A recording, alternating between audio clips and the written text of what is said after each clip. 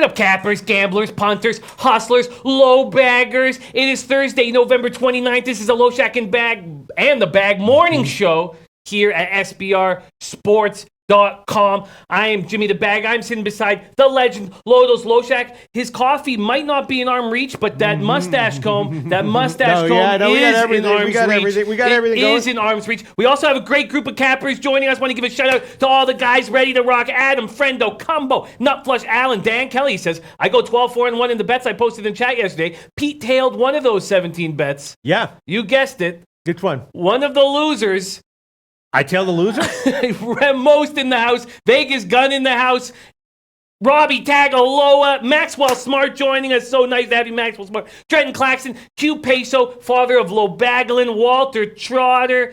Bookie Lover Q, Eddie Euler, Tomarino, Tomor Marcus, Angela, Stephen Alacami, Gopher, Theodore McIntosh, my man MLB. Wait, no, I tailed something of Dan Kelly's and it lost. I don't remember because I didn't know. That's not true. Is he making a joke? Because I actually went 3-0 yesterday in the NBA. Yeah, including one of my tweets. No, I just had two team totals unders, and I had a second half play on Minnesota that I tweeted out. But no, yesterday, no, Dan Kelly, what are you talking about? I had the Atlanta team total under, I had the Phoenix team total under, and those were the only plays I gave officially. And then I tweeted out Minnesota second half, which meant it was another winning day for me in NBA. Now I'm not, which means that now now I'm up to like 45% or 46%, and it's amazing. I'm only down like 13 units. Unbelievable. I never thought I would maybe even be single digits negative. And no, I'm making fun of the fact that people get so excited, when they go 2-15 and then hit 6 in a row, and they're like, oh my God, I've hit 6 in a row.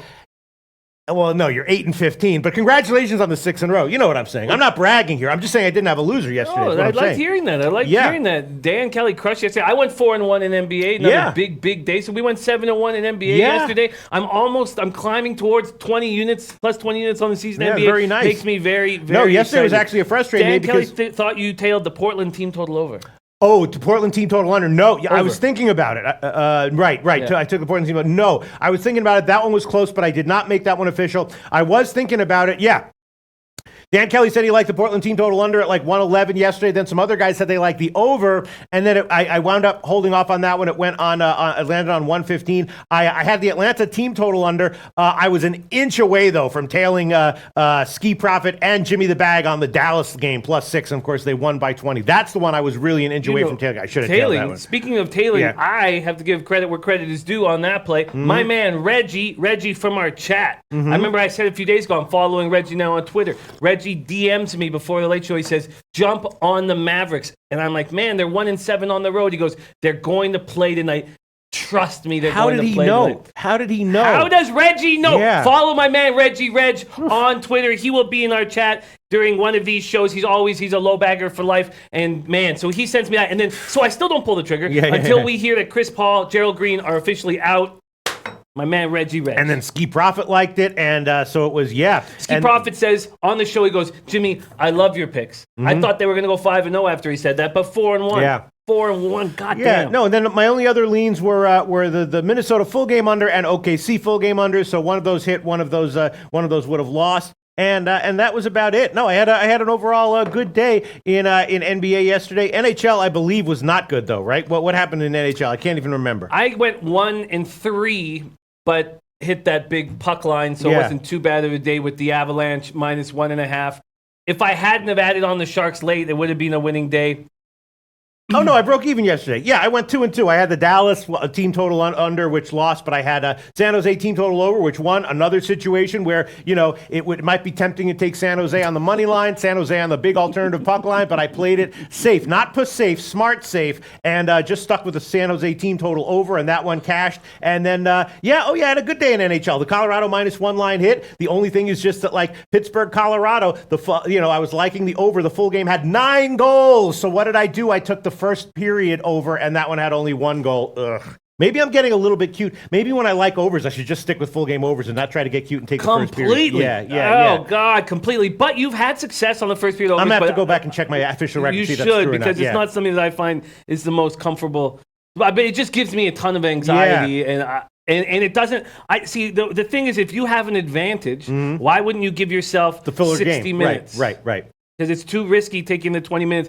You know what? I can tell you in this game, because I know a lot of people were talking about it, we thought that there would be, Pittsburgh would be able to be competitive early, which they were, actually, and then Colorado would pull away late, which is what happened. I just thought that They that weren't. would be... That's not what happened. Crosby No? had a natural hat trick later in the game. Oh, that's right. They caught up, and then Colorado later in the game, much later in the game, and it was gorgeous. What we should have done when we know these best friends, McKinnon and Crosby, are going up against each other and going to put on a show, we should have done prop bets on them scoring. Yes, right. That was a mistake, and I guess I'm simplifying my NHL too much, and I could have made it more complicated for that. Jason Walker says, thanks, Jim, for that Avalanche play. Yeah, it was a big casher. I think with plus 234 or something like that. Jared Trader off a 3 in one night. Nick Dial says Blue Jackets first period over today, though. Yeah, I mean, that's an interesting one, because I was thinking about the under in that one. We will talk about that one in a second. Marcus Sebastian. I wonder if I got to go over my numbers. Speaking about going over numbers, which is so important to do, I did not take the Red Wings on the money line. I took a -1.5, and I hate that. It's not a comfortable feeling when you're screaming for that empty netter in the last minute and 10 seconds. It's probably not the safest way to gamble. But shout out to Marcus Sebastian. Great job. 2 for 2. Detroit and Avalanche. Great job. Tom Marino says Colorado missed the open net so many times I thought I wouldn't catch the puck line, but you did. Scotty Rock Forever says the Raptors today, #1 team in the NBA. Nate Pereiro joining us says, hi, boys, driving. We got a nice group, man. We got a nice group here. I'm ready to rock. I'm ready to get into this. Brandon James says, hey, Jimmy and Pete, I'm going to Vegas this weekend. Can I get a Vegas pick? Well, there are a few football games that I've made official in the pre-snap read show that I'm kind of liking, and I can tell you just for Brandon James before we start off, and this does count as handicapping. It's just football. I did give the under in the Alabama Georgia game. Now these college football totals. You see what happened last week, Jim? I gave the under in the Ohio State game. I gave it a 57. It closed at 52.5. That's amazing. I beat the closing line by 4.5 points in a major college football game. Lost by 50. Didn't matter at all. Didn't matter at all. I could have beat it by 20. Didn't matter at all. So, I don't know where this line's going to close, and I don't know what the ultimate right side will be, but I did give the under in the Alabama-Georgia game as an official play. I think that might be a decent play, because that Georgia wants to try to somehow sneak out a win, right? Because if they lose, their season's basically over. They know they're a worse team, so they're going to try to shorten the game, right? I think that we've seen what Alabama's done when they've gone up against better defenses. Still gotten blowout wins and covers, but they were low scoring, right? The LSU game was 29-zip. So Brandon James, my play for you for Vegas this weekend would be the under at about 63. I got it at 63.5 in Alabama, Georgia. I don't know if it moved. And then my secondary play, I guess, would be Fresno State, which is a little bit of a ballsy thing to do. I don't know if I'd want to give that as a Vegas pick. I think I like the under in Alabama, Georgia much better. And there you go. There's an official Vegas pick for you, because I happen to have one on my on the tip of my tongue here, Brandon James, and it's a weekend game, so I can give you that one. And we're going to be hammering NFL on every show from here on out for the rest of the week, so we'll have a ton of NFL plays going, because there's a lot that looks good. And I have the Audible again tomorrow. I can't wait to hear more about your show that you did with the guys. Bartender B coming off a giant night. I love seeing this. Congrats, Bartender B. And Twatty Latte, being so accountable, saying 0 for 2. But we're talking a bucket. One bucket, he could have been 2-0 on either side. So it was very, very tight, very close stuff. And at least we jumped, when Ryder didn't cover, at least we jumped on that over. Yeah. As soon as we found out about Canadi, we jumped on the over. So nice stuff. Let's go to work. All right, so let's get into it. Okay, all right. I don't think necessarily that Calgary shit the bed last night. This is the type of thing that happens when you get a kid like Landon Bowe playing in starting his first game a couple hours from where he grew up. I don't know if the Dallas Stars dressing room has character. I don't think it has a lot of character, but that's an easy thing to believe in and jump around. And the Stars, we know the Stars have a ton of talent. They just don't know how to put it together. So I don't losing 4-3 in overtime at home isn't to me shitting the bed. But I hear what you guys Noli this morning, low baggers. Can I get a shout out to my boy Nair listening for the first time today? Nice. Sure. Shout out to you, Nair. Noli knows his boy. Isn't Noli knows good at these totals that he hands out? Magic. He's magic. He's Nair, a very valuable member of the low bag family. Does Nair know what his boy Noli knows does? Shout out to you, Nair. Noli knows who's great at totals, boy. All right, so let's see.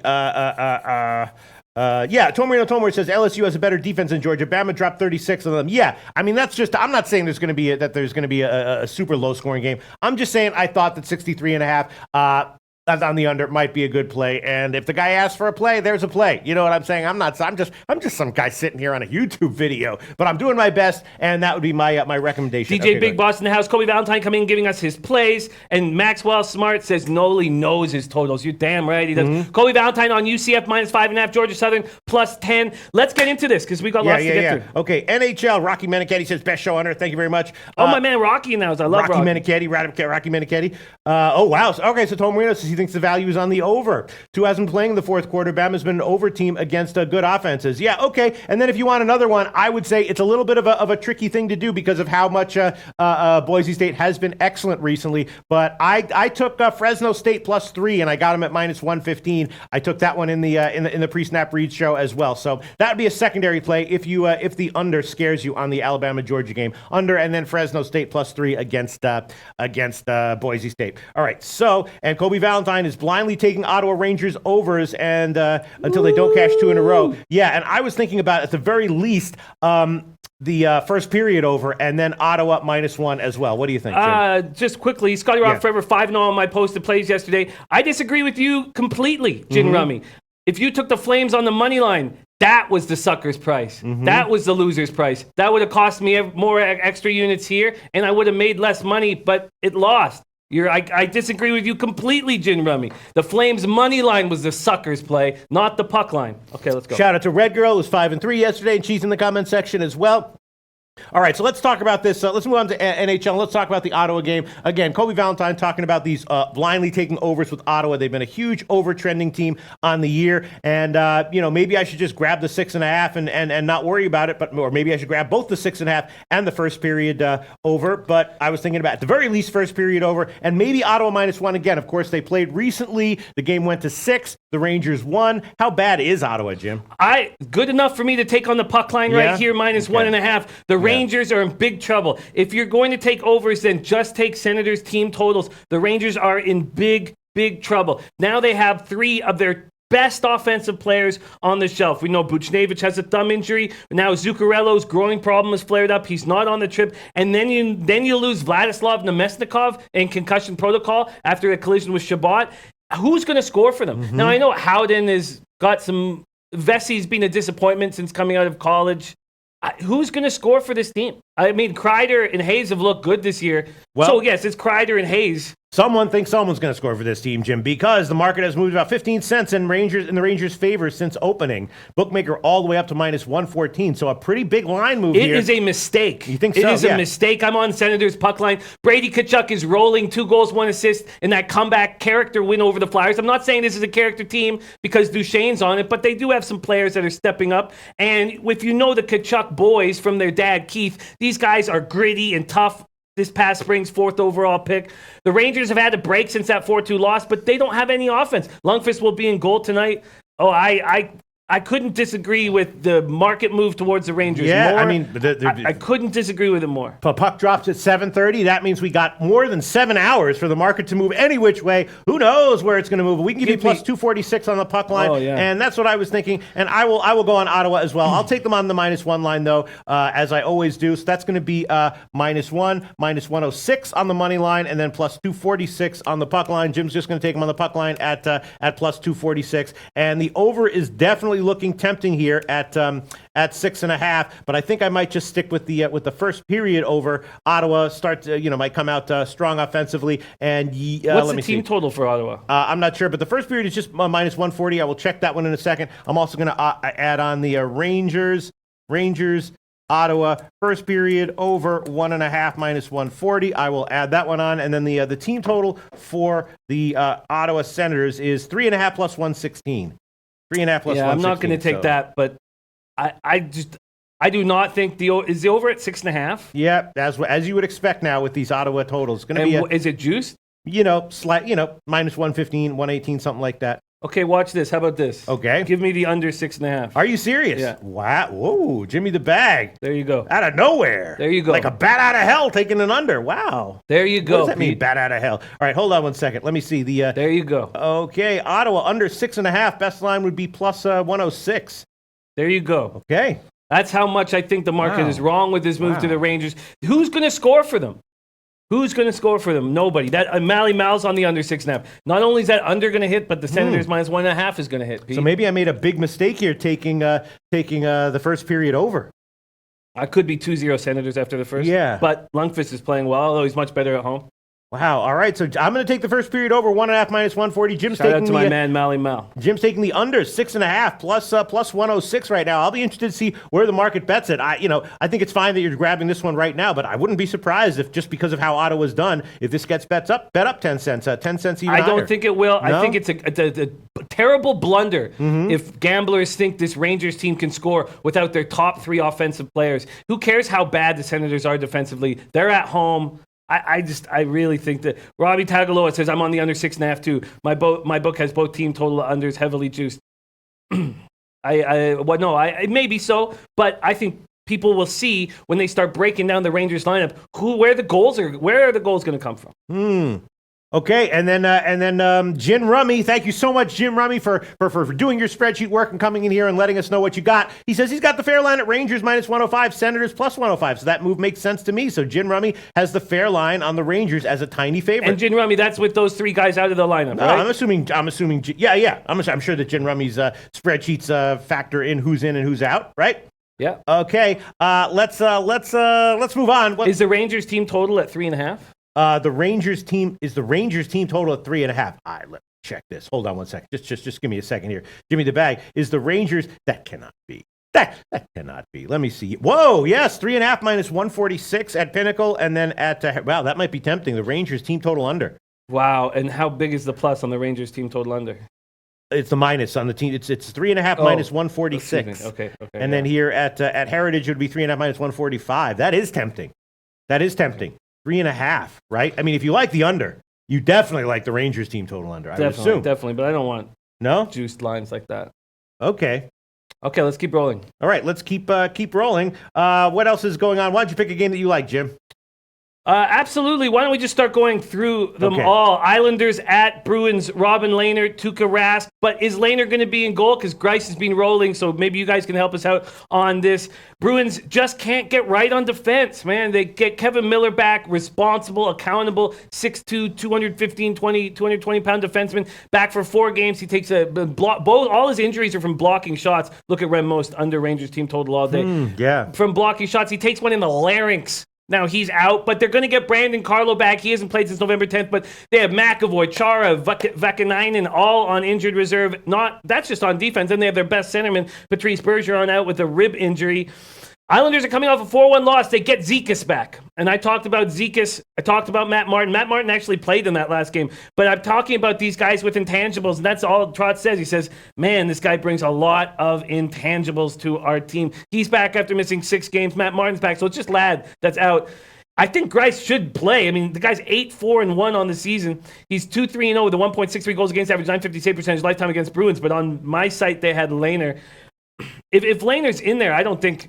If Lehner's in there, the Bruins are such a good hockey team to handle all these injuries. 13-7-4, 8-2-0 at home. But I don't want to take them with all these injuries. I just don't want to. What about the under? I was thinking about the under on this one, Jim. Oh, Alex Smith joining us. Look at that. Shout out to Alex Smith, Alex B. Smith. I do love Alex B. Smith. He's on Sabres plus 155, so we'll be going head-to-head on that. He's on Hawks, Jets, first period over 1.5, minus 125. That sounds nice. He's on Wild, Columbus Blue Jackets, first period over 1.5, minus 120, and Vegas in regulation at minus 110. I like his card. What about the under in the Boston game? I was thinking about that. No? Yeah, the Islanders, I know they just lost 4-1 to the Capitals, but they're playing good hockey this year, 12-9-2 and 6-6-0 on the road. I find the Bruins a very tricky, shout out to Steven Esposito, I find them a very tricky team to cap right now with all their injuries, which adds so much volatility, and it takes away from their first-line scoring. So they lose their last game, 4-2 to Toronto. They still get 2 goals from that top line, albeit one was on the power play. That's the only time I guess I can trust the Bruins to get offense. I'm not entirely sure what to do with this spot. I have no play on it. But you don't like the under here? No, I wouldn't say that. What are you getting? What's the total and what's the juice? Alex Q asking Loshak, is that a real ponytail? No. Do you think this looks real? I just think it looks a little attachment. I wear it some shows. He wears it some shows. Let me see. Hold on. Let me see. So what were you asking about, Jim? Lehner is likely. If Lehner's in, I'll take the Bruins. Lehner's not looking good right now. He's not? No. And then you wouldn't like the under either? Not if Lehner's in. What's the total? The total is 5.5, but you could buy to 6 relatively cheaply. Oh no, there are 6 available at -125, but again, probably better line at Pinnacle. Patrick Barber says, get the Ice Guys on during this segment. We should get the Ice Guys on, see if we can get a once a week thing where they can come on and we can ask questions. That's a great idea, Patrick Barber. Okay, let's keep rolling. So you don't all right, I'm gonna hem and haw about this one all show long if we let me. All right, so let's move on. Dan Kelly says, I want to see the NHL records. Okay, yeah, sure. Look, if someone requests a record, they see it, and for better or for worse, this one we're happy to show. It's just like if we show this one, then we got to show all of them, and this is well, I'm going to demand to see my NBA record. Yeah, the NBA. I mean, my NBA record is far less shitty than it was a few days ago. Let's keep rolling though. Let's keep rolling. Still quite shitty though. All right, so I don't even know where to start. Let's start with LA and Edmonton. They played recently, right? LA is Quick going to be back though, right? Yes. We expect him to be, but he might not be. So if you do want to back the Kings, it's the quote was that they might see here, he's expected to start either this contest or Thursday against the Flames. So I might wait a little bit if you're going to back the Kings here. And we already had a new commenter come in. Was it Alex Q, I believe? Alex Q loving the Oilers in this spot. Sorry, keep going. Yeah, I was, the first game went very low scoring. We know that the Oilers are probably going to Mr. Gokster is on that under. Which one? Boston under. The Boston under. Yeah.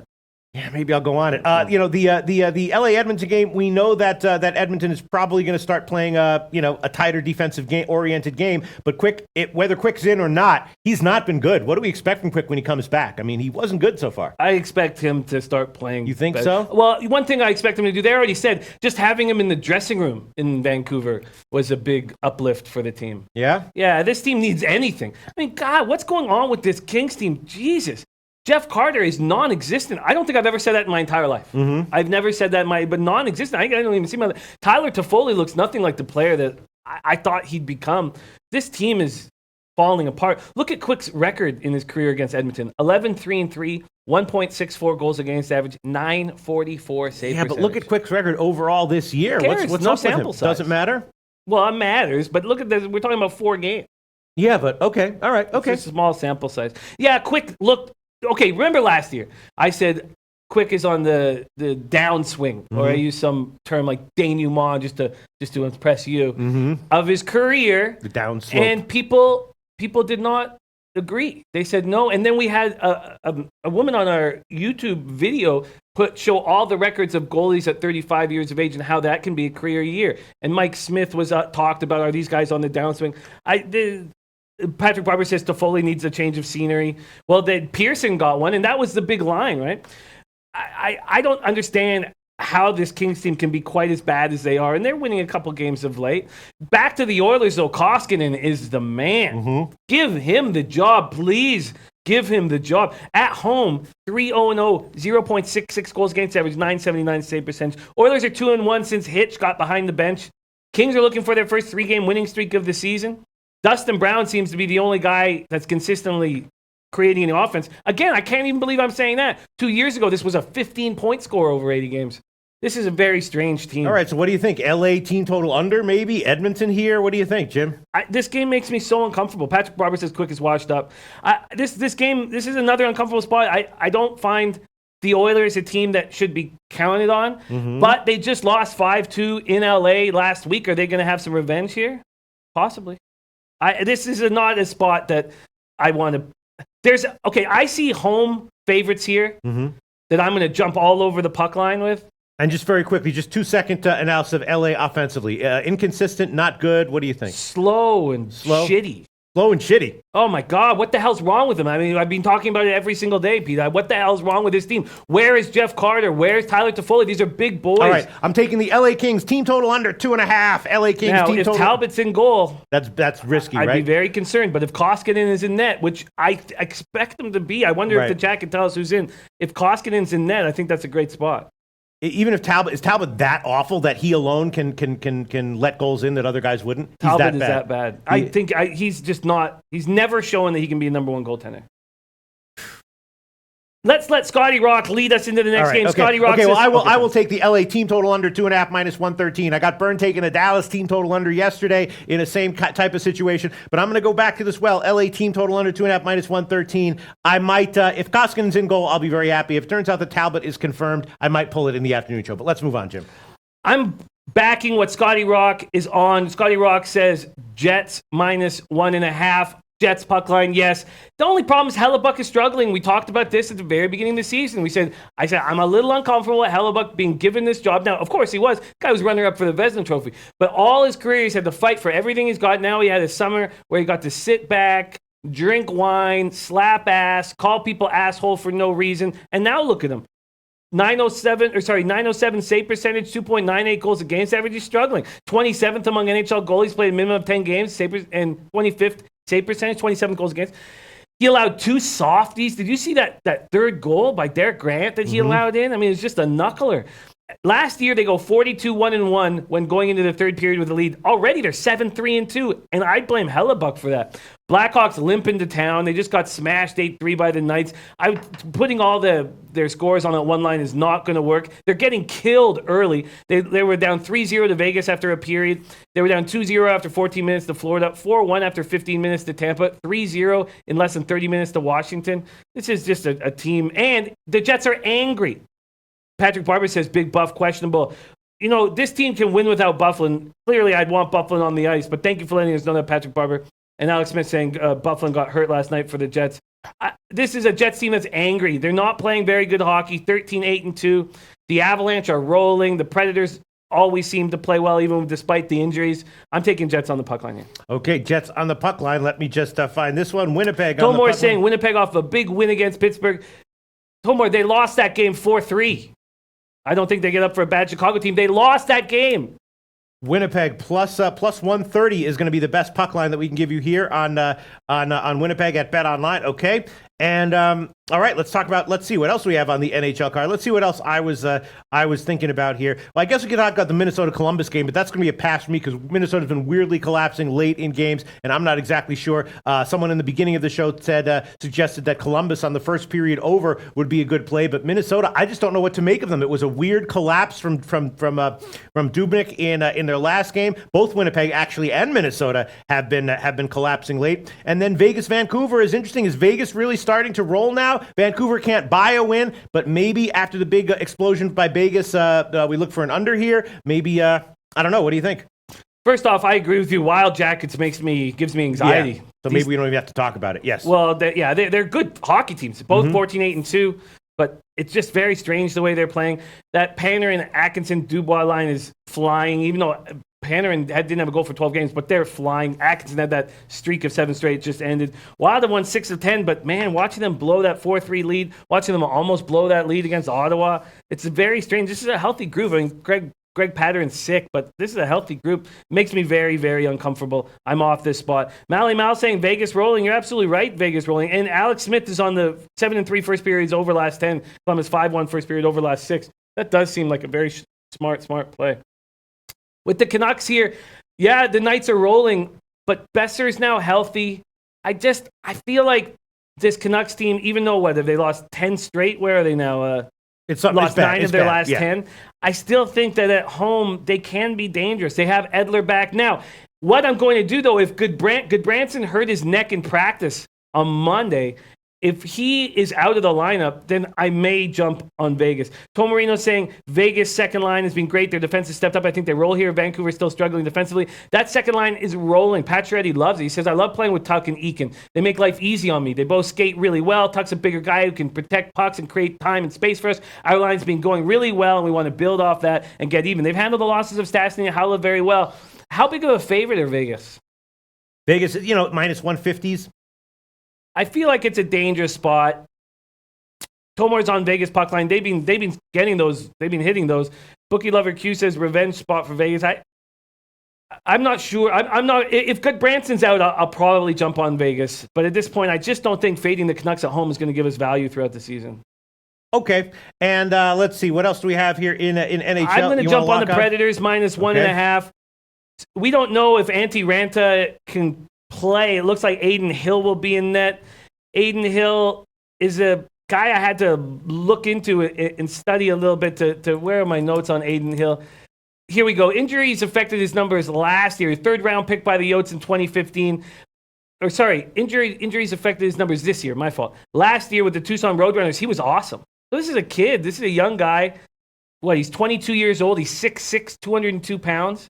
And he went 19-11 with Tucson, 2.28 goals against average, .914 save percentage. In his 6 games in the NHL, 3.04 goals against average, .896 save percentage. I think this kid is going to have a future in the NHL. I really do. But this is a tough spot for him. The Predators are still playing good hockey. I was hesitant to do this without Arvidsson, Turris, and Subban. Very hesitant to do this, but I am because I don't think the Coyotes are a good hockey team. Mm-hmm. And that was a very impressive. That was probably their win of the year coming back against the Wild. How did they do that? Well, how did Ottawa do that in Minnesota the game before? They're both trash hockey teams. I don't think it's Coyotes being great or Ottawa being great. I think something might be wrong with Minnesota. I'm taking the Predators -1.5. All right, so we're going to give you plus 124. That's the best line at Pinnacle. I was thinking, I don't know. I mean, I guess I thought I had a good read on that Minnesota game. I had the Arizona team total under. It was looking good most of the way. I was thinking again about the under here. How is Nashville an explosive offensive team, or are they probably going to be conservative here, relatively? Well, if Aiden Hill's in that, you never know. You never know if they can ride, get into his head. Predators are 10th in goals per game, and that's with the 28th ranked power play. Remember, that was 30th a little while ago, so they've got a couple power play goals. They're first in goals allowed. Both these teams are great in goals allowed until the Coyotes kind of let things slip a little bit. But yes, Rene is fine, right? Rene is a good goalie. So then finally, this is my spot. All right, I am going to take the under, and I'm going to buy to 6 at Pinnacle. Let me just sign in here and get a line here that I can quote. Okay, go ahead. And America says, any chance the Coyotes come in with confidence, pull off another miracle? No, that was a big win for them. I just don't like that hockey team. I think they're an easy team to play against, and I don't like them. So that's just, And Mr. Gokster says Aiden Hill fade, in my opinion. Oh, really? Yeah, and this is me going up against Alex B. Smith. Not a comfortable place, not a place I want to be. I am taking the Lightning -1.5 to stop Buffalo's winning streak. Buffalo on this 10-game winning streak. Skinner tied for the league leading goals. Sabres sit atop the league, tied with Toronto at 36 points. Lightning just 1 point behind them. Lightning coming off a rare loss at home. This is what I love. I love backing the Lightning in these long home stands, especially coming off a loss. It's a wonderful place to be in. Tampa just 5-5-1 against Western Conference teams, but 12-2 against Eastern Conference teams. Remember, one of those losses was in Buffalo. One of the 10-game winning streaks was in Buffalo. Ross Radamas says Tampa Bay laid an egg last game, maybe looking ahead to end this streak. Maybe. Sabres will be missing Berglund, Sheary, and then Wilson and Hunwick could be out for some time. The Lightning will probably going to get Palat back, but they're still missing Anton Strawman. I like this spot. I hate going up against Alex B. Smith, but I like this spot for the Lightning to stop the streak. I think the Lightning are going to play very hard, and I think they are going to stop. And actually, right now, Pinnacle, you can't buy to 6 on the Arizona-Nashville game, so I'll hold off on that one for now, especially since Mr. Goksu says he doesn't like it. Tampa Bay puck line +155, I believe, is what I saw at the Greek. Tampa Bay puck line -155. Sweet, and that's everything. That's everything, huh? Yeah, that's every game, right? We've kept every game there, and my plays are in, and we can touch on it a little bit. Yeah, no, that's okay. The only things I'm thinking of, okay, so once again, the plays you've made official. Jim has taken Ottawa puck line, Rangers Ottawa under 6.5, Winnipeg puck line, Nashville puck line, and Tampa Bay puck line. I have taken Ottawa -1, Rangers Ottawa first period over, LA team total under 2.5, and the only plays I'm thinking about, I am thinking about the Islanders Boston under, buying to 6. Mr. Gokster approves of that one. I am thinking about Tomarino backing me on Tampa Bay. He's on the Tampa Bay puck line. Said I bet Buffalo last 3 wins. I think Tampa Bay rolls here. Buffalo's playing well, but also getting lucky. Lots of 1-goal wins, and we've benefited from these wins because we haven't had to take them on the puck line. Like I had them in Winnipeg. A +180 when they won in the shootout, and that shootout went 9 or 10 rounds. Let me just ask you quickly about the two leans I was thinking about. First of all, I was thinking that maybe off the big loss, Chicago might steal the first period. Is Winnipeg, is Chicago really that bad? This is an interesting spot because Johnny Taves going back to his home in Winnipeg, right? This is where he grew up. Right, but how bad is Chicago right now? They're terrible. They're that bad, really? They're that bad. What the hell happened to Duncan Keith? This guy, Drew Doughty's still playing 27, 28 minutes and looking okay, but Duncan Keith, Brent Seabrook, God, it's all Stan Bowman's fault. If you live in Chicago right now, get a ski mask, wait for Stan Bowman, go for a walk, and Nancy Kerrigan him. all his so fault. Chicago's that bad. You don't think that that maybe they can steal the first period? That absolutely they can steal the first period. Johnny Taves back in Winnipeg. And Winnipeg is Johnny awesome. Taves, Winnipeg is no, and we Patrick Barber and the boys let us know that Buff is hurt, and now Buff is out. All right, officially. And then the only other thing I was thinking about was Alex Smith says Hawks are horrific on all fronts right now. They're just a bad hockey team, and it's all Stan Bowman's fault. And you fire a legend like Q, you should demote yourself, Stan Bowman. You're a disgrace to your father. So if anyone fired me, they would be like people say, I'm a legend, Jim. If they fired me, that would be a bad move. A terrible, terrible blunder. All right, okay. All right, and then the other thing I was thinking of, I was like, maybe this is a spot where Vancouver, they can't buy a win, but maybe, maybe they steal this one. No? Well, you know what? I'm going to have a bit of a problem now moving forward. And I'm just being honest with you and transparent with you guys. I've now got $1,000 on split between the Sharks and the Flames to win the division, and the Knights could completely screw me. Okay, and at some point I might need to hedge. So I'm going to start cheering for them to lose so badly, and that might get in the way of my capping. Sure. So. All right, I guess I will. We'll be back at 6:00 Eastern time, and I will hold off on making moves on either of those. And then but Mr. Gokser likes the Islanders, Boston, but you don't like Lehner, and that's the problem there, right? Don't like Lehner at all. Don't like Lehner at all. And of course, he started strong after dealing with his alcoholism and getting different drugs for his bipolar issues. And he started strong. And he said, but when you're going through stuff like that, it's very tough to put your money on a guy like that because you don't know how that's going at this point because he's not talking about it. Whereas he was talking about it in the beginning of the year. I wish him all the best, but I think it's dangerous. Mally Mal says, how much you betting? I'm betting 200, Mally Mal, on that puck line. I do full 200 is my unit price now. It got crushed and shattered at times during the Major League season. But about a month ago or 3 weeks ago, I got NHL and NBA full units, and NCAA basketball and football, and NFL full units, and NCAA basketball and football half units. All right, so let's move on to an NBA, Jim. As I've been talking about, I'm kind of watching, waiting, listening, and thinking with these NBA plays, and over the past few days, it's been successful for me. Let's see it. Okay, yeah, we can throw the NFL. You'll notice a much lower degree of shittiness to my record there as compared. Still shitty, still quite shitty. We're talking about 47% over a big sample size, but believe it or not, first-time viewers might be shocked to hear this. Way less shitty than it was just a few short days ago. So 15% ROI. But you got nice job, Jimmy the Bag, rolling in NBA. And it's because of this chat. Yes, NBA is a tough sport. All right, so we beat it last year. We're going to beat it even worse this year. Let's see what we can do here. We got 3 games. I'm not exactly sure what I think about any of them. Jimmy the Bag, tell us what you think, and I will watch, wait, and listen. Well, I tell you what I'm going to do. When I looked at these games and broke them down this morning, I was like, I'm going to do the exact same thing. Let's cap them together. First off, with the most exciting game on the card, the Golden State Warriors, just 4-5 on the road at the Toronto Raptors, number 1 in the league, 18-4. And it's funny, I'm still not enjoying this because I just know it's a one-year thing and I'm still having difficulty enjoying it. But the Raptors have won 6 in a row. We've been cashing on them. Cashed on them against the Grizzlies. Freddie Fortune was on them against the Grizzlies. They were down 17 points and came back like it was nothing because they have so much depth. 18-4, best record in the league. Warriors have won 3 straight games. They defeated the Magic 116-110 at home. There is speculation that Steph Curry will play. He loves playing in Toronto. His dad played in Toronto. So, but I'm going to wait to find out what's going on with Steph because if Steph's announced, we're going to get a better line than 9 points. And I believe it's still at 9. Now, Kerr has said that he may wait until Saturday. We'll see. Draymond Green, toe sprain. McKinney, sore left foot. And now Damian Lee has a stomach virus. Generally, we wouldn't even add that into the injuries, but he's been playing 20 minutes a game for the last little while.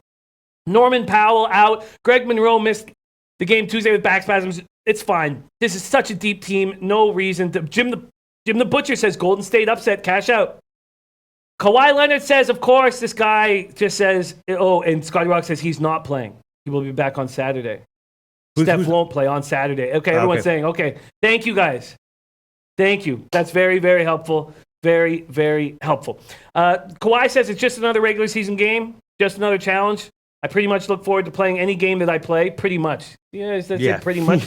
God damn. If it's not Durant, somebody else. Wow, way to excite us. Way to excite us, Kawhi. 17 points and 10 boards. You know that this is the first time he's had 3 straight double-doubles in his career? Kawhi? I was shocked at that. I thought Raptors have lost 8 straight meetings to the Warriors. Well, I mean, it stands to reason if there's a higher offensive pace in the NBA, then you're going to see guys setting a lot more career records for those kinds of things. No doubt, but I thought that Kawhi would have done this before. Mally Mal says under.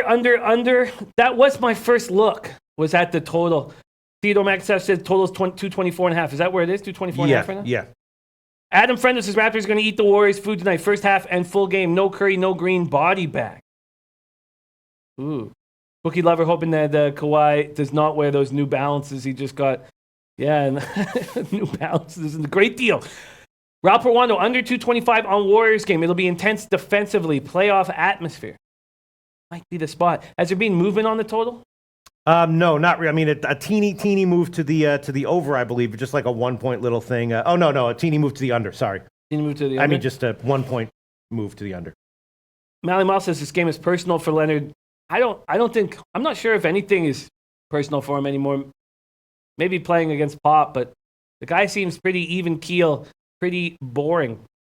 And I know he's going to be gone at the end of the year, so I'm trying not to fall in love with his game. It's 9 points right now? Yeah, and 224 is the best total we give for the under. 223, split line. So if you wanted the over, we give 223. If you want the under, we give 224. Line chopping here at SBRodds.com. Now, my record is because I've been staying away from totals. Mm-hmm. I've been staying away from them. As soon as I saw the light and saw that I had not been successful with them last year and was less successful than I thought, these guys like Dan Kelly have spent their life creating spreadsheets. That's why they focus on totals. I've spent my life watching these players and watching these teams. And that's why I should focus on sides. I think that I'm more of a psychological capper than a numbers guy, and I have to use what works for me. Sure. You don't have to make excuses for why you're not taking a totals bet, Jim. Well, it's that, and that's the reason. That's the reason. Oh, we got Big Joe Capper. I'm going to copy and paste this for the NCAA football stuff we'll be talking about. Thank you, Big Joe. Copy and paste that. And we got NV Serpent says, great show, guys. First time posting. Nice. Thank you for joining us, NV. Huge shout out to NV Serpent. In the meantime, Maxwell Smart says Bama's going to pound Georgia in the prison hole. Okay. Do you want to move on to, all right, so Dry for Trey says Toronto first half, Golden State bench is just trash. God, it's just such a tricky game when there's big guys out. You just never quite know how things are going to shake out. I think the Raptors first half does seem like the most appealing. It's just that, I'm not exaggerating, every single first half play I've made, except for the Atlanta Hawks last night, which I knew. And I was even talking with Dan Kelly about it last night. I was like, it's funny because the breakdown was brilliant about the Hawks coming out fast. Then why didn't I just take the first quarter? Because I almost lost it in the second quarter. Yeah. And why didn't I then take Hawks first half and then it was Hornets, right? Hornets full game. Why didn't I do that? It's still, even though there was a brilliant breakdown, there was still mistakes in what I decided to bet. Which is what we've got to fix. We've got to fix those holes. Nick Dial says, quotes from the Warriors locker room makes you think they're going to get up for this game. All right, we can think more about this in the afternoon show. And then wait, no, let's not quite. Okay. What is the Raptors' first half? It'll be about 5. That, to me, I think is the most appealing play on the board. Raptors' first half. Are the Warriors still a third quarter team, even without Curry? I don't know. That's what I'm saying. There's too many unknowns here for me to want to touch this game as of right now, for sure. Well, I feel like the Raps' first half is the best play to make here. Tomor says Toronto's being a great first half bet against top teams. I'm on them here at -5. Steven Esposito says, I bet Raptors on their first halves. They're better on covering that at home. Melvin Morel says, that's my play, Toronto first half. I agree with these guys. Okay, you want to pull the trigger, or you can wait until the 6 o'clock show? No, I want to pull the trigger. All right, first half -5, -107. So Jimmy the Bag is going to make that an official play. Toronto, first half -5, -107. That's the current line at Pinnacle. Now let's move on to the Indiana Lakers game. I do have Dan Kelly's Twitter post here saying that he likes Indiana first half and Indiana Pacers first half under. So he's liking the Pacers first half and the first half under in the Pacers Lakers game, which is quite interesting, right? I think that makes sense. I mean, Lonzo Ball's going to force himself to play with the sprained ankle because there's no Rondo. Mm-hmm. I think that makes sense. The Pacers know that they're going to have to play the pick and roll against the Lakers because that's what the Magic have done that and put up ridiculous numbers. So it's just going to be Darren Collison and Miles Turner setting up the pick and roll, and that's going to take a little bit of time. Sure. I think that makes sense. The going towards the under makes a lot of sense to me. What is the total at? Well, it was 110.5 and 2.5 when Dan Kelly posted it. Probably the total in the Lakers game has actually gotten bet up a teeny bit, but that was, I think. So what's the number at? Well, the total on the full game right now is about 218, 219. Again, a split line here, 218 or 219.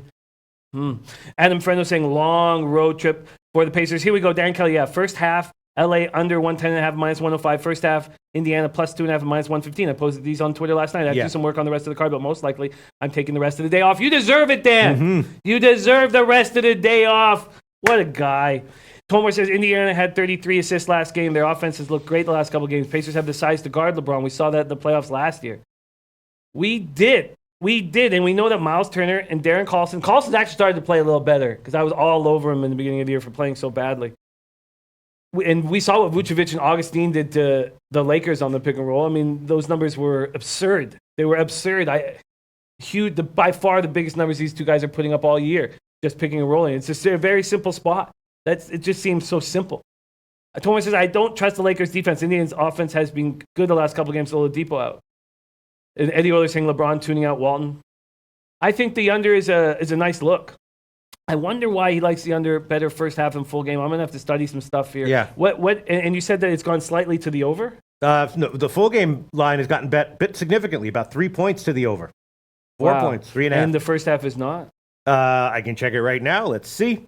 Wow, it's so great having this information from Dan and giving us leading us for our study. And actually, the line, if he quoted 110.5, it opened 109.5. Now it's up to 111.5. So market is headed up on this one as of right now. Of course, we do see a lot of U-shaped line movement in NBA totals for sure. Okay, I'm going to have to use this to lead me into my afternoon study.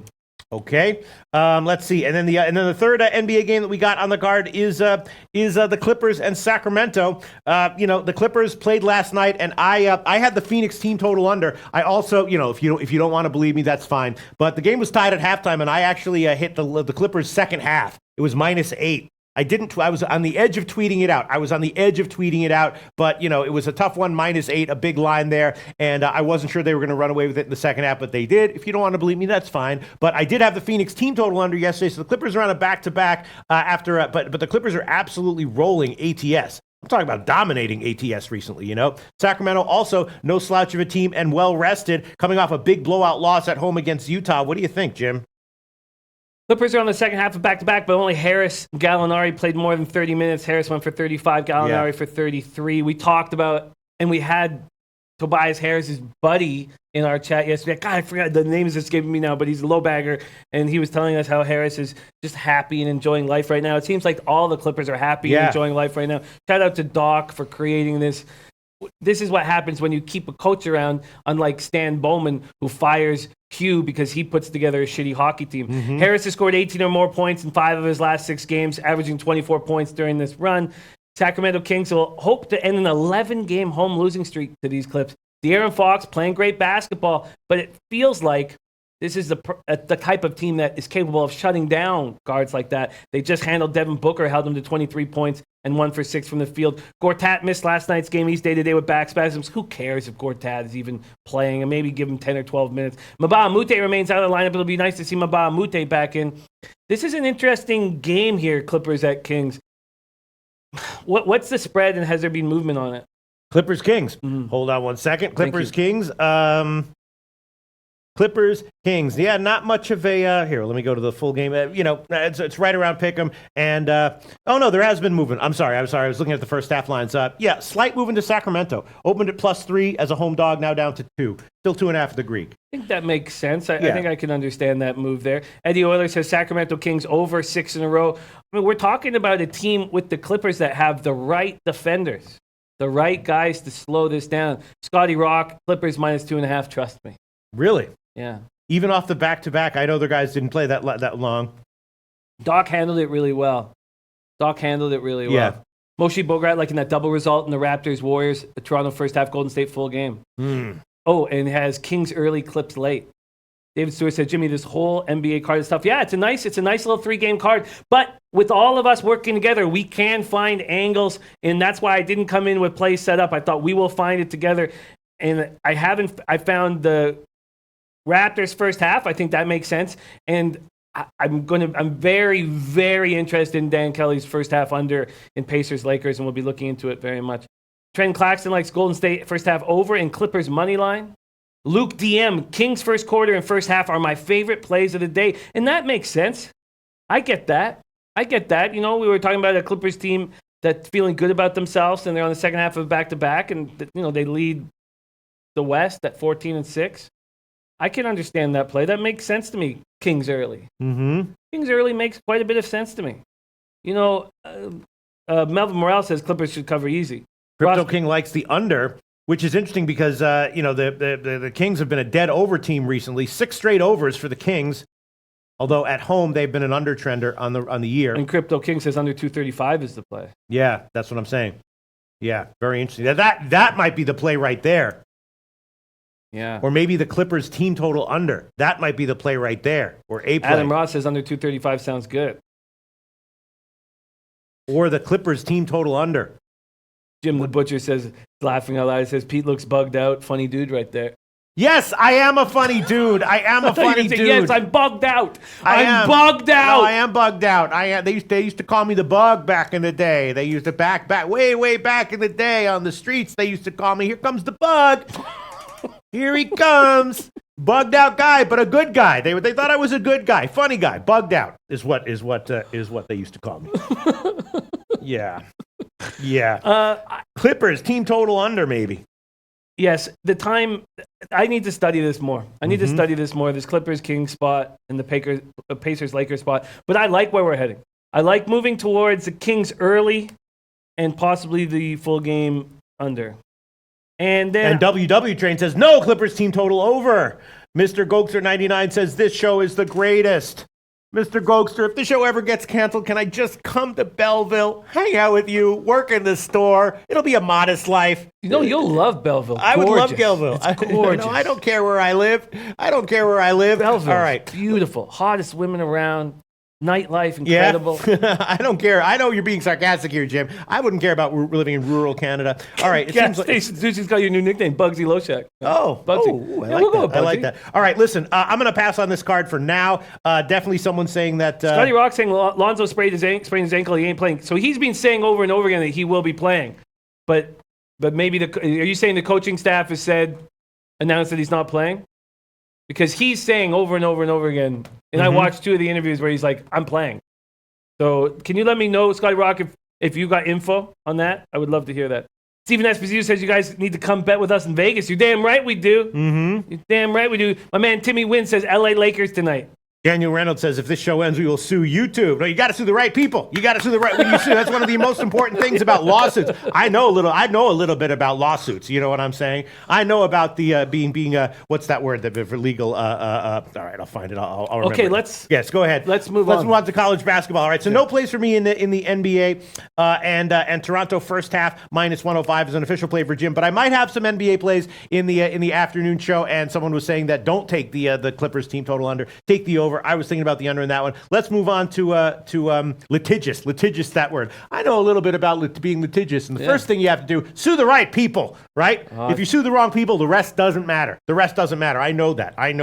All right. So Pete's bugging out. Yeah, I'm bugging out. He's bugging out. All right. So college hoops, Jimmy the Bag, of course, coming in with Maxwell Smart, who, didn't have the greatest day yesterday. Hit 57% over 80 plays, and I'm just trusting him. You know, he apologized for it on Twitter. So I'm just if Maxwell Smart thinks that's something he needs to apologize for, then I'm not going to question him. We do have Maxwell Smart in the chat here. Can you believe that? He's so disappointed in himself. If you want to tail Maxwell Smart, go ahead. But again, he only hit 57% yesterday over 80 plays. So just, do it with caution if you want to. I believe Maxwell Smart is in the comment section here. Thankful we have a tiny college. Big Joe Capper says him and Chili Dog Dooley will look after us if we get to Vegas. Hell yeah. Really? Yeah. God, let's just do that. Let's go to Vegas and hang out with Chili Dog Dooley. And my man Big Joe. And Big Joe and Chili Dog Dooley. Yeah, man. Yeah, hell yeah. They'll love to hang out with Bugsy. Yeah, if the show gets canceled, be like, Peter, what are you going to do next? I'm going to hang out with Big Joe Capper and Chili Dog Dooley. Bugsy in the Bag is a better name than we've got right now. Right? It definitely is. Bugsy in the Bag. It definitely is. All right, so let's see what we got. WW Train says Sanford a lock at +8. Yeah, no, I don't know if that's a lock, but I was looking at that. Obviously, the reason Sanford is a big underdog is because Belmont, as they often are, is a great team for who they are, right? Sorry, Bleds W says they're canceling Ice Guys. Are you guys in jeopardy? Of course we're in jeopardy. I mean, we will always be in jeopardy, man. I don't know. Yeah. That's why he's bugging out. Because we're always going to be in jeopardy. Okay, sorry. So Belmont is obviously once again, a very high quality program for this level of college basketball. But Sanford's been okay too, and I was thinking that Sanford might be a good bet to keep it close. What else did I look at on this card? I did bet, I'll tell you, I made a bet. This might have been a mistake. I don't know. But let me see where the line moved. I did bet the under in the Arizona game, which might have been a mistake against Georgia Southern, but let me see where that, oh my God. Yeah, that was a mistake. I bet the under 152.5, and it's now up to 157 or 157.5. Maybe I'll take the under on that one. And another game that I bet, very small, which might have been a mistake, was, all right, so that one moved in my favor. I took Northern Arizona, and I got him at 8.5, and now that is down to 7.5. I'm not surprised that one moved. So on the overnight lines, what did I took? I took a small shot with Sanford. That line has not moved. Took a small shot with the under in Arizona, Georgia Southern, and that one has moved way against me. And although, again, look what happened in the, maybe this will be a repeat of the Ohio State game where the market is just way wrong on the total. And I took a shot with Northern Arizona at plus 8.5, and that one moved a little bit in my favor. And that's it. Mr. Gokster says everybody's loving the show today in the store. Oh, very nice. Shout out to everyone in Mr. Gokster's store.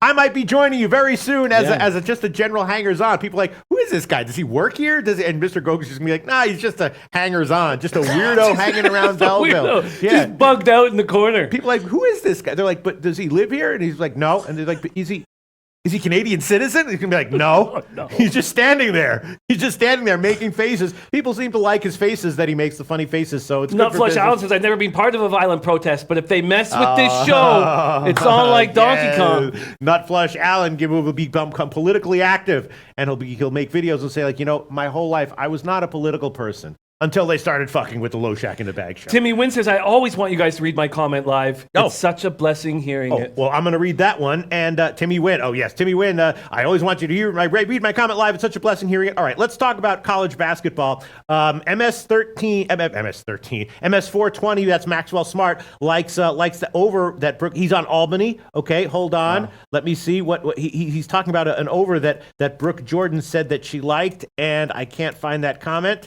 Let me see. Let me see. What do we have here? I'm trying to check.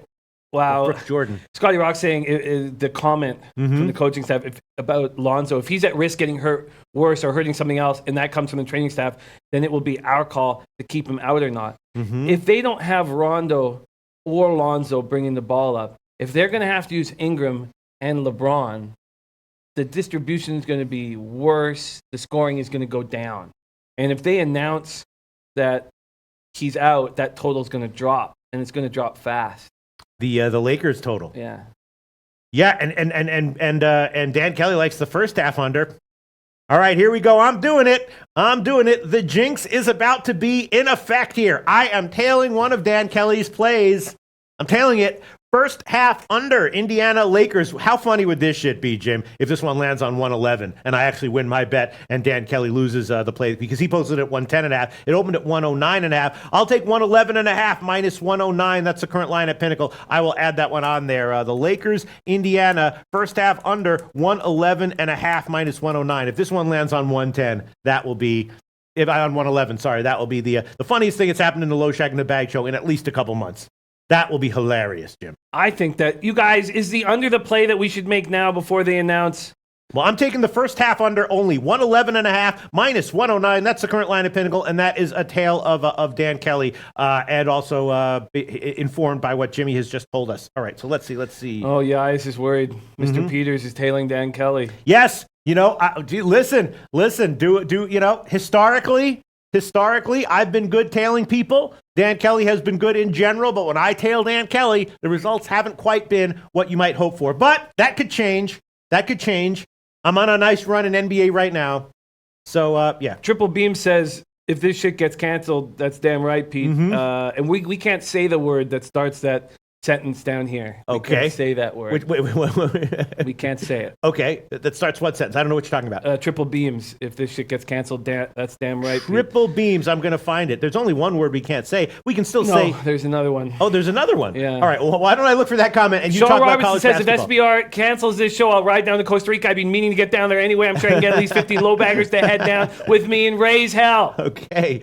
All right. Let me. And yes, they are in Costa Rica. Why don't we just talk about college basketball if we can? Oh, the DJ Big Boss says there's going to be no defense without Ball and Rondo. Okay, sure. There'll be no defense. There'll also be no distribution. There's going to be no offense or defense. Dan Kelly says LeBron is one of the greatest distributors of the ball that has ever lived. They don't need a point guard. He is an incredible distributor, but the speed of the distribution goes down. LeBron takes his time. He checks things out. It comes in and out. It goes back to him. It's not a fast-paced offense. At least that's what I feel. When LeBron is bringing the ball up court, yes, he's a phenomenal distributor, but you're taking his scoring out of the equation, and he's looking for other people. So then his play will be just driving and kicking, right? Driving and kicking. But that tires him out. So then he starts lollygagging. He starts taking 8 to 9 seconds to bring the ball up the court. He starts picking his spots. Right. Yais is very funny. Yais typed ha ha ha ha ha. Then he typed ha ha ha ha again, and then he's upset that no one got the joke. He's laughing at Dan Kelly's picks. Yais, I got the joke. Mr. Peters says, "Is Peters tailing Dan Kelly? Ha ha ha ha ha ha ha." Everyone, please go look at Yais' comments and acknowledge the very funny joke that I did catch Yais, and that Yais is somewhat miffed that people didn't respond to it more. Yes, Yais, I got the joke. All right, let's talk about college basketball. I want to hear what Jim. Dan Kelly has to say though about old man LeBron having to drive and kick over and over and over again. Then he starts taking 8 or 9 seconds to bring the ball up court. And then he needs to take a break on the bench because he's an old guy now. He can't just drive and kick and drive and kick. I'd love to hear what you have to say about that. All right. In the meantime, Brooke Jordan likes Northern Arizona +8. I got him at 8.5. It's now down to 7.5. We're not really getting any. I know it's a small card after a huge, massive card. For everyone else, it's a letdown day, but for me, it's not because I didn't cap the card yesterday too intensively. But I was thinking about Brooke Jordan likes Northern Arizona +8, right? Bookie Lover likes the. Let me see what else and people liking Albany. Maxwell Smart likes Albany, right? Sorry, I'm really thinking about this spot here in LA. Dan Kelly saying, yeah, I still laugh at his play. Brooke Jordan says Albany is the play, and Maxwell Smart says Albany. Dave Stewart, you know they're going to cramp up, man. Yeah.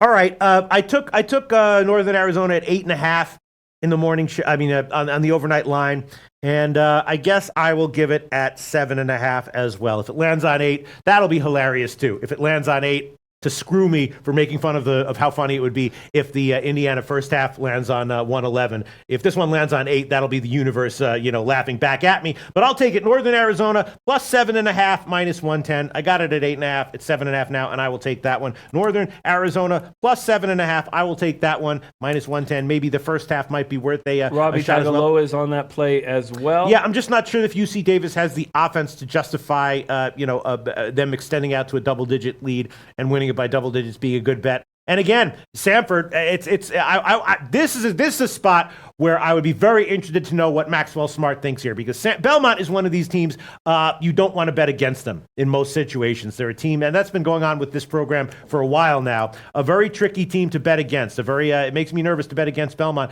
But Sanford, again, has been very competitive as well, has been a little bit undervalued, and feels like 8 is just a few too many points here. I'd be very interested to see what the college basketball Illuminati thinks of. And then there is a game in Ireland that we can talk about. LIU Brooklyn against Albany. I was thinking maybe about the first half under in that one, and I was vaguely thinking about Albany as well. Maxwell Smart says he likes Albany. I saw a few other people saying that they liked Albany, so maybe that's a play. And Real TC likes LIU Brooklyn, not an official play, just a lean. Okay. Scotty Rock Forever says Brooklyn has lost 3 in a row and they have trouble covering on neutral site. Pink Eyed Genie. Love having Pink Eyed Genie join us, because he not only caps, he's very important pink eyed awareness that he spreads to everybody. I might need to use it tomorrow night when I'm out with Rayhan and the boys. Pink Eyed Genie says, been capping the Belfast all morning. On Maris currently -2, beautiful. I'm leaning LIU. Think they will score in bunches, and Albany won't be able to keep up, even with the better D. Dragon Boy Gaming says, I'm on Albany. Wow. Okay, so you're just looking at Belmont. Belmont has been so good against the spread this year. Albany. Sorry, my fault. Albany, yeah. Albany. Just Belmont has been so good this year. We know that Lipscomb's a good team here. They won and covered against Lipscomb on the road. They blasted Middle Tennessee, blasted Kennesaw, blasted Illinois State. That's a team you don't really want to step in front of. But it's just Sanford's been okay too, and you're catching a bunch of points here. Sanford also IPFW. Remember, that was a team that Kyle Jack was high on yesterday, and they cashed easily. Sanford was a dog at IPFW, went in there and handled them. So Sanford's a quality team as well. And you know what? But just Belmont is so good. But I'll take a shot with Sanford. I'll use the Greek line, plus 8.5, -115. I'll take that one. Sanford, plus 8.5, -115. God, I don't want to bet against Belmont. It's such a scary thing to do. But maybe Sanford will find a way to get up for them. Somehow, some way.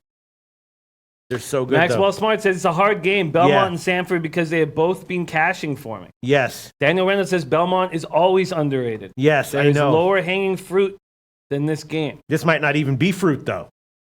This might just be a lump of coal sitting there that I think looks like an apple. You know what I'm saying? I don't know if this is even fruit. Oh, no. I mean, Belmont betting against Belmont is like they are the real deal this year. Have you fallen for that trick before? I fall for that trick like 5 times a day in the handicapping world. Are you kidding? Yeah. Oh no. Yeah. This is Belmont is just a very, very tough team. Maxwell Smart says I got to take the over in Belmont. Twilight Latte is hoping this homeless shelter has Wi-Fi. WW trains on Sanford at home. Yeah. BidX Sense taking Georgia Southern and Alabama blind. Taking Georgia Southern and Alabama blind. Interesting. And Robbie Tagaloa, I said, is only plays well. Northern Arizona against spread and Arizona Georgia Southern under.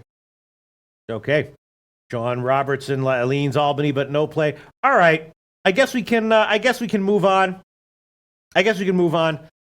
Brooke Jordan says she likes Sanford, but not sure it's tricky. And we're going to hammer all these games on the Late Show with lots of time, because I'll be doing that this afternoon. You don't have a football show this afternoon. No, you have the big video with Anna Merrick. Yeah, I'm going to be doing a UFC show with Anna Merrick, which is which I'm looking forward to for sure. And I guess that is So Maxwell Smart says Albany. Here we go. Albany plays good 3-point defense. LIU relies on hitting threes. I think if they can shut down Clark, they have a good chance. Yeah. I was thinking about the first half under in this one. Did you know that we are in talks about getting Maxwell Smart to be live on our show so we can ask him questions once a week? If you're lying to me right now, Jimmy, if you're bullshitting me right now. You're bugging out, Pete. Yeah. You're bugging out. I feel like we're in a movie. I'd be such a good actor. So we're deciding whether that's going to be Tuesday or Wednesday on the afternoon show. Have him for half an hour to ask, hammer him with questions. I would be such a great actor. We were in a movie right now. I want you to focus on what I'm talking about. All right. I was thinking about the first half under. God, that would be awesome. That would be so wonderful. Yeah. That would be so friggin' awesome. Yeah. I like his personality, too. Even if he didn't know shit about college basketball, we'd still make it work. The fact that he happens to be an encyclopedic expert on the current week-to-week goings-on of college basketball. Oh, that would be awesome. All right, so, I was thinking about the first half under on that one. I was thinking about Albany. Yeah, maybe we should tail this one. A few people did like LIU Brooklyn, but that's understandable. It's if everyone's on one side, that makes you a little bit nervous, one would think, right? Yes. All right, what do you think about... all right, listen, why don't we talk about NFL while I think about what I'm trying to do here. The NFL game is very interesting. A lot of people are thinking that Dallas just has no chance here at all. No, that's not the case. No? No, Okay. that's not the case. Just from people that I've been reading, online. That's changing. Right, okay. I know a lot of sharp guys Okay. that think the Cowboys have a real shot. I even know, and I don't know if I can say the name, because I don't know if he wants me to talk about his play, but I even know one guy who likes a very sharp Cowboy, likes the Cowboys money line. Okay. So let's talk about this game. Open Saints -7.5 at plus money. Now you can get 7.5, provided still hanging the 8. Interesting total spot here because the total open. And when I say opening, I'm always using Bet Online because they're the first to the market. I love that about Bet Online. I respect it, so I use their openers. So then, and can you keep an eye on the chat too while I'm going over this? I will do that. Total open at 51.5. Now then on Tuesday when we did the Audible, it was going up. There were 52.5s, 53s, and then 53.5s. Now it's come back. The 51.5s. And I see quite a few people liking the under. Actually, I see a genuine mix, probably close to 50-50 on the under and the over. So it's not your regular Thursday night game. These teams both have had a full week's rest, so we don't need to throw out the idea that you can't take the road team. That's gone. The Saints are rolling, but that was a pretty interesting game against the Falcons. Breeze goes 15 for 22 for just 171 yards, but he gets 4 TDs. Look at Eric Jones, Cowboys money line plus 265. Body Dean, he says Dallas has no chance. Theodore McIntosh, I want Dallas plus 7.5. Okay. Al Hart says I might take Dallas. The world would be on the Saints. Okay, so let's keep rolling here. Oh, and Trenton Claxton's on Albany first half. And Brooke Jordan says Albany is the play. Albany. Okay, whatever. It's Albany, Pete. Wow. I've been to Albany. I'm surprised I'm screwing this up. Okay. Flipper says I played Dallas plus 7.5 straight and Saints and teasers home dogs on Thursday nights have sucked historically, but we can put a line through that thinking I think Flipper 13. Brooke Jordan says plus 265 will be the death of you. Okay, so we're coming off a quiet game from Michael Thomas, and there's he could have another one here because Byron Jones has been excellent this year. And so, so let's say Lattimore's on Amani Cooper. So who's been the better DB this year? Well, Byron Jones has. But Lattimore had a terrible start to the season, but he's been coming on. Let's just say that Thomas and Cooper are held down. And if they're held down, and Corey Mack says, remember Donnie Rightside motto, home team on TNF or no play. No, that's not for this one because they've had a full week. We talked about that on Tuesday. You're right, Corey Mack. That is his motto, but not for this week. Line through the motto because they've had a full week. That's very, very important. Yeah, it's making fun of me correcting people on how to pronounce the names. Hey, I was doing it wrong. Okay. So let's get back to this. Eddie Weller leading over 51.5. So if Jones locks Thomas down, Lattimore locks Armani Cooper down, who are the other receivers that are going to catch? So it was very surprising to see Dan Arnold, the Saints tight end, be the leading receiver against the Falcons. That surprised me. And we've not seen anybody but Michael Thomas step up from a wide receiving standpoint or from a side-out standpoint. And then with the Cowboys, obviously the next guy up, if Cooper's busted, would be Beasley. But I don't trust him at all. I don't like him at all. I don't think he's very good. If Beasley's got to be the guy making all that. So if we're talking about these teams, like Cowboys and Van Der Esch, the Saints defense that just held the Falcons to 26 yards rushing, recovered 3 fumbles and 6 sacks. If we're talking about how incredible these two defenses are playing, maybe the move is towards the under. And I'll tell you what, I have a feeling that the Cowboys can stay within with close enough. I think they have a puncher's shot. I think that they could possibly cover this game. I'm not someone who's sitting here thinking the Saints completely roll. I don't. Even though the Saints are probably the best team in the league. Probably. Or top 3 for sure. And will be playing in the NFC final. Let's see. Riku Rojas says Lattimore will be on Gallup, not Cooper. They will bracket Amari. Interesting. Thank you for this stuff. Jim Rome's the douche. This is very important. Beasley wears raccoon fur. Mm-hmm. Did you know that? Yes. All right. Eddie Oler says Sharps are on the under, risky with Breeze. Wally George says Dallas will run the ball in the first half with success. First half under, second half over, as Dallas will throw, playing catch-up. Kevin K says, report out of Dallas is Jones will not shadow Thomas. They will move Thomas around formation. Interesting.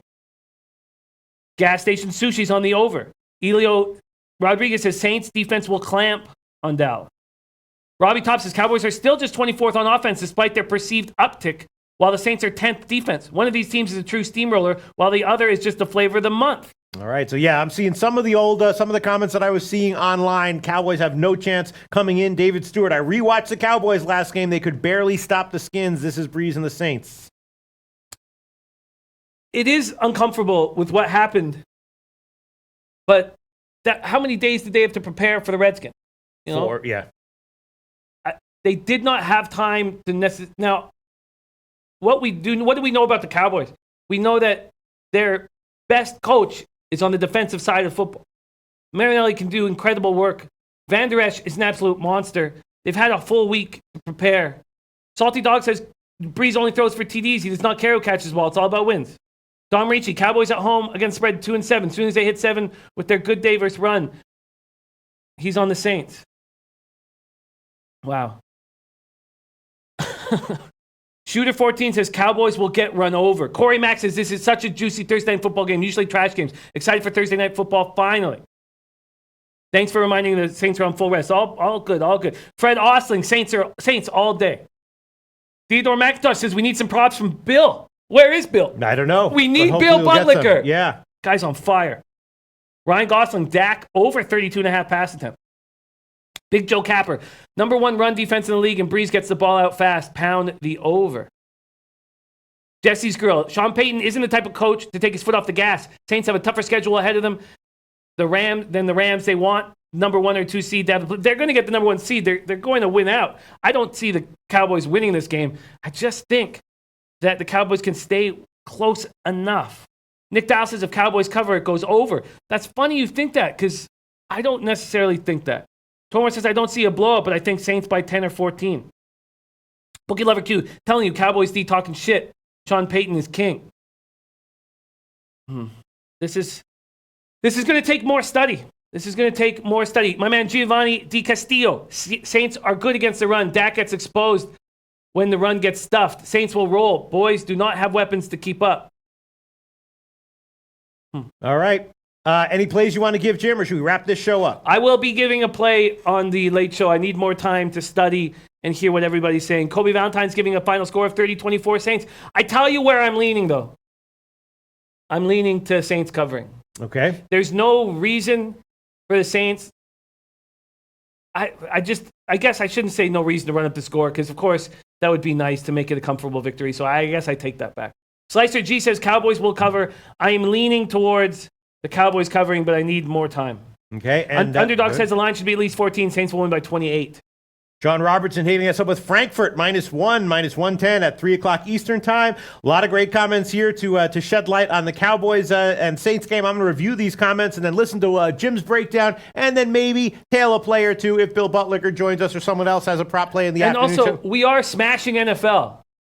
This afternoon. No, we are. Just you and I generally. Can you we're throw up doing our okay. NFL record? No, I need it. Yeah, I need it. Throw it up. Come on, I went through a whole season of watching my baseball record. Yes, throw it. Let's see. I actually don't recall. Yeah, that's it. Yeah, we're doing all right. Yeah. I guess we're not smashing as much. No, that's a good record. That's a respectable record. That's a fine record. Okay. That's it. Jimmy the Bag? Yes. Let's wrap up this show. Okay, we'll be back at 6 o'clock Eastern time once again. Thank you guys so much for everything that you guys have done. It means so much to us. All the insights, all the great stuff. And how much of that $5 are you getting that Alex Hills just put in? What happened? Alex Hills just dropped $5. How much are you getting of that? Oh, I get nothing. No? What? No, I get nothing. What? Yes, we get when you give $5, it goes to hires up, at various companies. You know what I'm saying? Those $5, they're people who have, they make, millions of dollars a year. But it's the thought that matters. Thank you, Alex Hills. Much love to you. Yes. Says, how do you view your guys' picks, past picks, current picks? We tweet out all the stuff that we don't give on the show. I tweet out all my bets, but we post our records before every sport, Alex. And much love. Yes, that's right. But when you donate money, using this link on the show, if you're intending to give money to Jim and I, which I do definitely appreciate, just be aware that we get $0 and 0 cents out of that money. I'm not complaining. No, it's very kind. People should know the facts of life, right? But the thought, we appreciate Alex Hills, and that is it. All right, so let's wrap it up. Jim the Butcher says, no, don't leave. Okay, well, we got to leave, but the good news is we'll be back at 6 o'clock Eastern time. As far as I know, we'll be back at 6 o'clock Eastern time. Thanks so much.